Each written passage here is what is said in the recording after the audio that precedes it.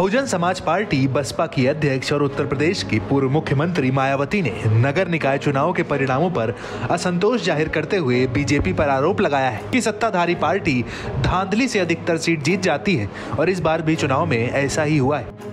मायावती ने चेतावनी दी है कि सरकारी मशीनरी के दुरुपयोग से बसपा चुप होकर बैठने वाली नहीं है, बल्कि वक्त आने पर बीजेपी को इसका जवाब जरूर मिलेगा।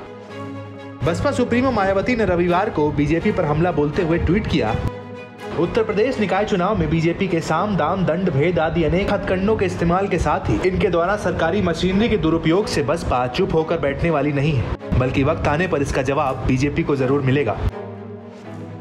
नगर निगमों में मतपत्र से मतदान की प्रासंगिकता पर जोर देते हुए उन्होंने सिलसिलेवार ट्वीट में कहा, साथ ही तमाम विपरीत हालात का सामना करते हुए बसपा पर भरोसा करके पार्टी उम्मीदवारों को वोट करने के लिए लोगों का तहे दिल से आभार व शुक्रिया। अगर ये चुनाव भी मुक्त और निष्पक्ष होता तो नतीजों की तस्वीर कुछ और होती। मतपत्र से चुनाव होने पर बसपा महापौर चुनाव भी जरूर जीतती।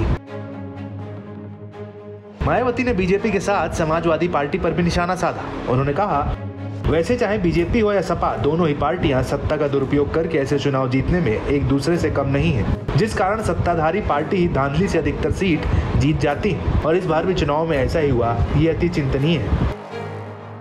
अब इसके जवाब में उत्तर प्रदेश के डिप्टी सीएम केशव प्रसाद मौर्य सामने आए।